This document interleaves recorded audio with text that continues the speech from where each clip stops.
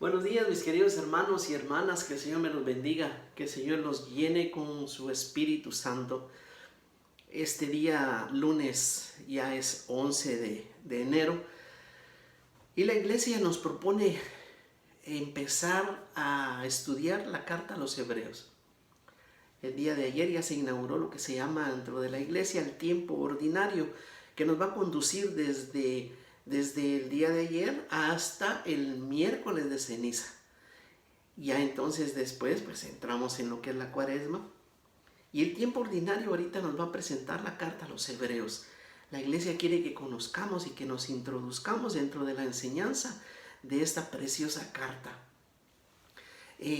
Vamos a ver también en el Evangelio de San Marcos el inicio de la vida pública del Señor.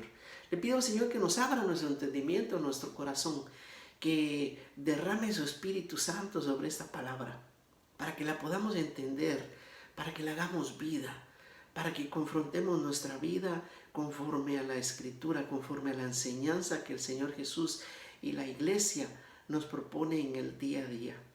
Le pido la intercesión a la humilde, a la sencilla, a la obediente, a la siempre Virgen María, para que nos conduzca en este camino con la intercesión y el acompañamiento de San José. Se lo pido al Señor en el nombre del Padre, del Hijo y del Espíritu Santo de Dios. Amén. La primera, en el capítulo 1 de la carta a los hebreos, el escritor nos empieza a explicar de que en el pasado, dice, yo lo invito a que la lea, el capítulo 1 del 1 al 6, que en el pasado Dios se manifestaba a sus hijos y a sus hijas de diferentes formas y maneras, pero que en esta etapa final, dice, nos ha hablado por medio de su propio Hijo, a quien lo nombró heredero de todo y por quien creó el universo.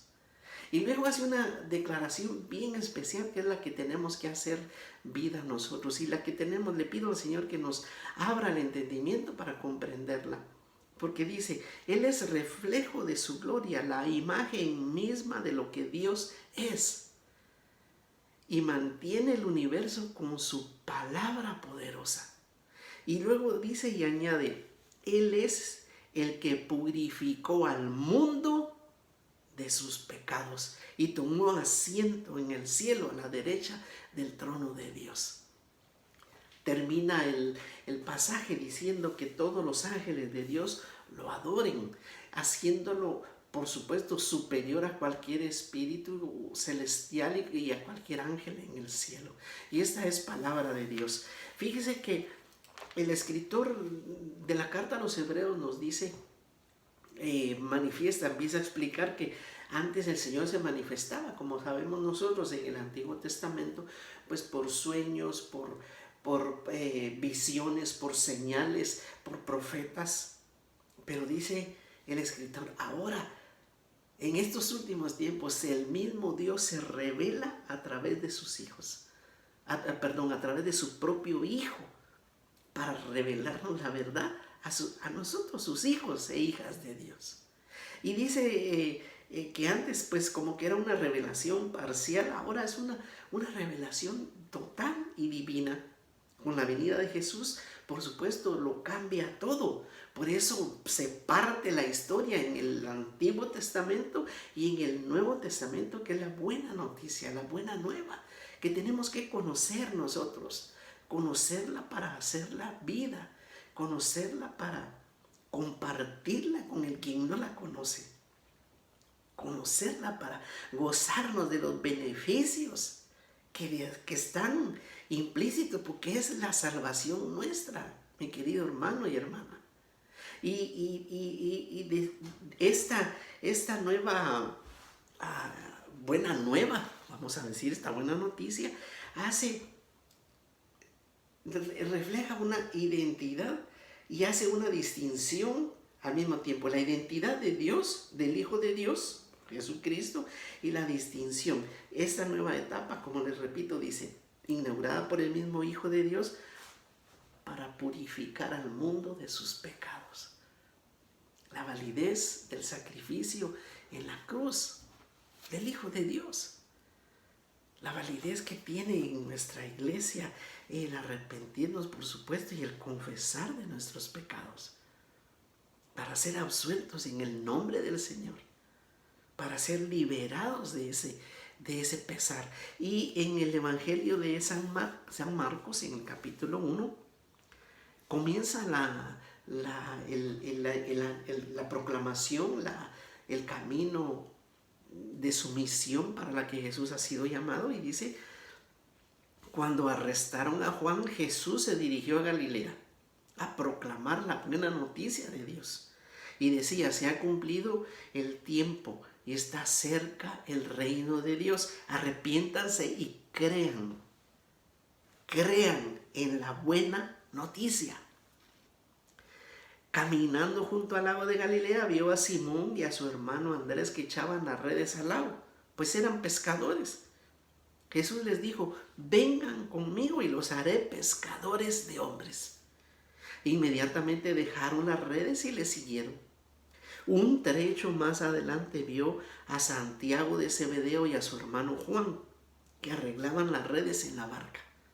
Inmediatamente los llamó, y ellos, dejando a su padre Zebedeo en la barca y a los trabajadores de su padre, se fueron con él. Palabra de Dios.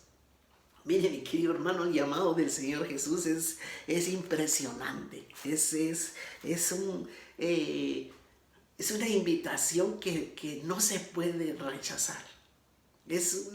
Tenía una personalidad el Señor Jesús. Tiene una personalidad impresionante. Me imagino su mirada, me imagino su voz. Y los cambios que empieza a traer, los cambios que implícitos de su presencia, del Hijo de Dios en esta tierra. Fíjese que en el tiempo del Señor Jesús,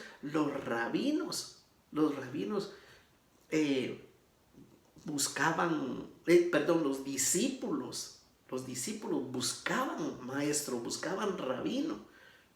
A esta escuela tal, a esta escuela tal, depende del prestigio, depende de la enseñanza, depende del costo. Aquí no, aquí es al revés. Es Jesús quien busca a sus discípulos, quien ve y quien los llama. Y llama no a los que están preparados. Fíjese que llamó a 4 pescadores, para ser los pescadores de hombres. Para Él transformarlos. Él no busca y llama al que está preparado, sino que llama al que Él se deja preparar, al que es dócil, al que se deja transformar, al que es verdadero seguidor. Y lo lindo de todo esto, mi querido hermano y hermana, es que nosotros tenemos el llamado a ser discípulos del Señor, a ser seguidores del Señor. No nada más a ser fanáticos del Señor, fans del Señor. No. No, tenemos que ser discípulos de Él. Y para ser discípulos de Él tenemos que hacer lo que el Maestro nos manda, lo que el Maestro nos dice. Fíjese que Él, claro, andaba proclamando un arrepentimiento total. Dice: arrepiéntanse y crean en la buena noticia. Pero a los que llamó, a los primeros discípulos, fíjese que no los llamó a un arrepentimiento, porque Él conocía sus corazones. Él los llamó a un seguimiento, porque el Señor es tan bueno y tan misericordioso, mi querido hermano, que aún a mí me llamó a través de un retiro, bendito sea Dios, y tenía un montón de defectos, de pecados, tengo todavía un montón de defectos, no se crea, pero me llamó en medio, viéndome en cómo estaba yo necesitado y vacío, cómo yo me llenaba de tantas cosas, cuando dice que es su palabra la que mantiene el universo, que es Él el que perdona y limpia los pecados, es Él que obviamente da nueva vida. Lo mismo con ellos. El asunto aquí es examinarnos ante el reflejo de San Marcos y preguntarnos, repito, insisto, el llamado ya no lo hizo, el llamado ya lo tenemos. Desde el bautismo fuimos hechos propiedad de Dios. Cuando tuvimos conciencia, a través de alguien, a través de una señal, a través de una visión, pero fue ya Él mismo el que vino a obrar. El mismo Señor Jesús de alguna manera nos llamó por un retiro. Bendito sea Dios. Y hasta lo rechazamos la primera vez. A mí me pasó. Casi que casi haciéndole yo un favor al hermano que me estaba invitando para ir a un retiro, sin entender, sin poder comprender la riqueza que me estaba esperando. El manjar, el banquete que tenemos servido, mi hermano, como un buffet en donde está todo el alimento que necesitamos, y nosotros todavía o nos sentimos muy superiores o muy especiales o sentimos que no necesitamos.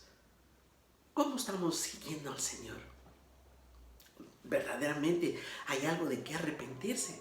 Bendito sea Dios.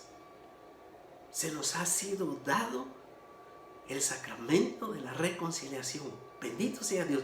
Podemos volver y regresar a la iglesia, arrepentirnos y empezar a seguir. ¿Y por qué? Porque creemos en esa buena nueva que nos trajo el Señor. ¿Y qué tal con los que no han oído todavía? ¿Qué tal con los que se creen que no están aptos, que no se sienten puros, que no se sienten limpios? A traerlos.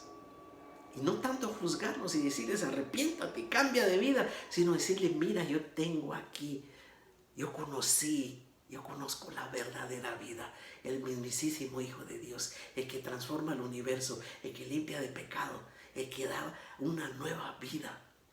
Y Él te está llamando, Él me está llamando. Yo estoy escuchando la voz del Señor que me continúa diciendo, que continuamente me dice, ven, sígueme, no te apartes de mi camino. Si es así, sigamos adelante, mi querido hermano, e invitemos al que consideremos nosotros que no lo juzguemos si está mal, si está viviendo, no lo juzguemos de esa manera, juzguémoslo pensando y diciendo, Él también es heredero de lo que Jesús propone, de lo que Jesús da. Él también tiene acceso a esa mesa, a ese banquete. Lo voy a atraer, le voy a enseñar. Porque así como Dios mismo o Jesucristo mismo me llamó para ser pescador de esos hombres, a esos hombres es a los que quiere llegar, hombres y mujeres, hogares, familias, a los que el Señor quiere que nosotros tiremos la red y que nosotros no nos soltemos nunca jamás de esa red que nos cayó encima por pura gracia y misericordia de Dios. Le deseo que el Señor lo bendiga y lo llene con su Espíritu Santo, y que lo siga haciendo una verdadera seguidora y seguidor del Señor, pescadora y pescador de hombres, que así sean en nombre del Padre, del Hijo y del Espíritu Santo de Dios. Amén.